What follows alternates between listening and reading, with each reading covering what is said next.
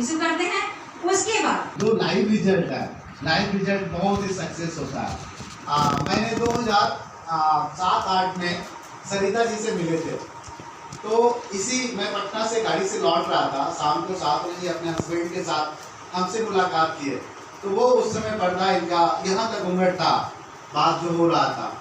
तो इन्होंने 8 साल 7 साल समग्र सेवा में ताकत के साथ काम किए हैं। और आपको बता दूं कि सोशल ऑडिट की है जम्मू में, और डीडीसी सर से इनका मुलाकात बात हुआ, तो इनका काम इतना स्ट्रांग था कि विधौर का जो वीडियो थे वो उन्होंने इंटरेस्ट नहीं लिया, इन्होंने काम करते रहे। और राजू सर जो स्टेट में थे उनसे मेरी मुलाकात, उन्होंने बोला ये प्रॉब्लम, मैंने उनको फ़ोन किया, फिर डीडीसी सर वहाँ पे जाके इनको मदद किए और काम किए। और आज ये CWC में लखीसराय में कार्यरत हैं। ये हम सब के लिए गौरव की बात है। तो आप स्वयं देख सकते हैं कि हमारा काम, हम सबका प्रयास कहाँ पे कैसे पहुँच सकता।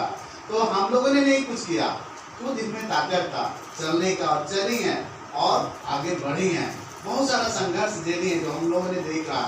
तो बहुत मेहनत की, मतलब सुबह ट्रेन से जाके झाझा से फिर जम्मू से आके रात में ट्रेन पकड़ के घर आना, तो घर में सवाल, बाहर में सवाल, उसको दरकिनार करते हुए आज एक मुकाम हासिल की है। और इनको लखीसराय में आज एक अच्छा शोहरत है, इज्जत है, मान मर्यादा है। आज इनको भी घर में बहुत लोग रिस्पेक्ट करते हैं, इनके टोला में, और हम सब लोग रिस्पेक्ट करते हैं। तो हम चाहते हैं कि सरिता जी आप अपनी भी बात रखें। बहुत बहुत धन्यवाद, आप आए मेरे लिए।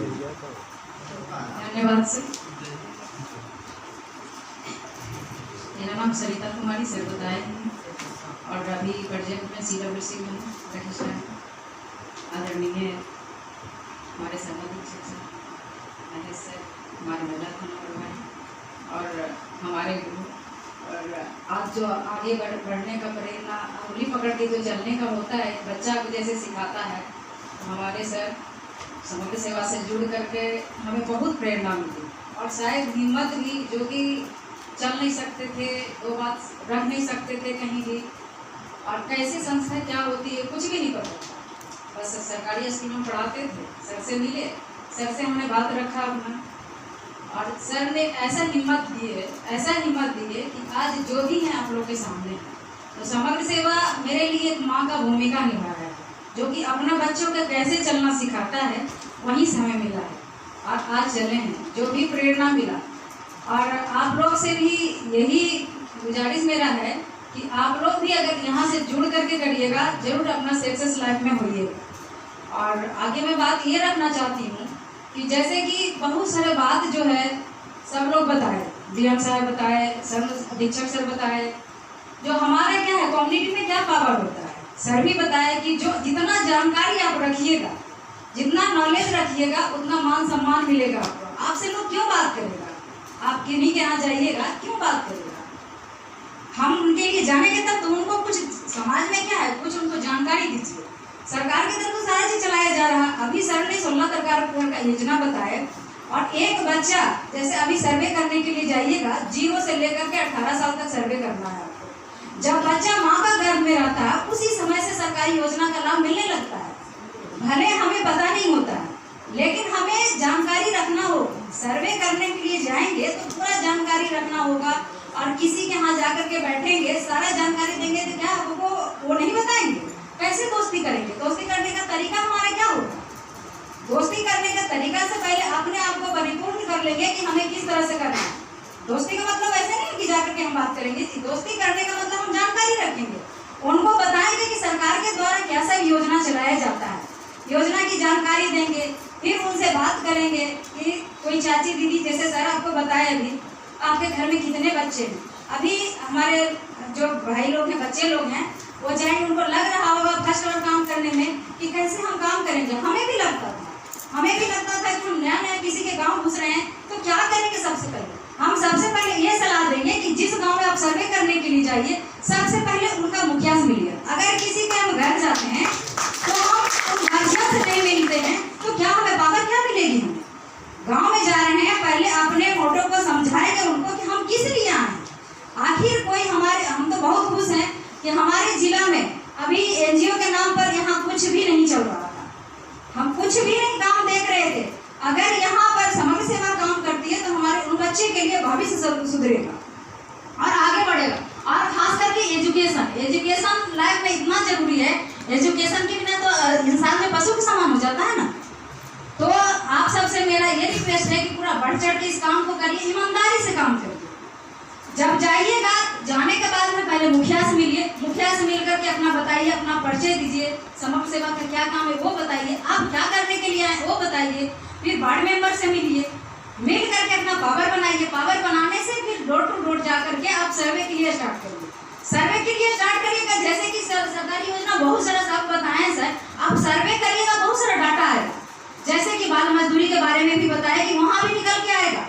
अभी हमारे पास सर बताएं कि 11 बच्चे जो हमारे पास आए हैं, और आगे हम लोग भी जब काउंसलिंग करते हैं कि आखिर बच्चा क्यों बन रहा, ये बाल मजदूरी क्यों कर रहा, हम लोग भी सोचते हैं, उस पर विचार करते हैं, तो पता चलता है कि उनके यहाँ रोजगार की कमी है, उनका किन्हीं के पिताजी नहीं है, किन्हीं का माता पिता नहीं है, और किन्हीं को है कि बहुत ज़्यादा गरीबी है। तो हम सारा योजना के बारे में उनको बताएं, और बता करके कोई बच्चा अनाथ है, जैसे एक परवरिश योजना चलता है, उसके बारे में भी बताते हैं। अभी बात चल रही योजना से, इस योजना में 4000 रुपया देने का प्रावधान हो गया है। तो 4000 कोई बच्चा को मिलता है तो क्या उसका सही से पढ़ाई लिखाई नहीं चलेगा? अगर कोई अनाथ बच्चा है तो उसको किस तरह से परवरिश हो रहा है वो देखिए। बहुत सारा सर के पास से योजना है, परवरिश योजना से। ऐसा नहीं कि कोई बच्चा एक योजना से जुड़ गया तो और योजना से नहीं जुड़ेगा, उनको और भी योजना से जोड़ा जा सकता है। तो परवरिश योजना से जोड़ेंगे, परवरिश योजना से जोड़ करके उनको बताएंगे कि आपके बच्चे को 18 साल तक जो है 4000 रुपया मिलेगा। तो क्या आपको मान सम्मान नहीं मिलेगा?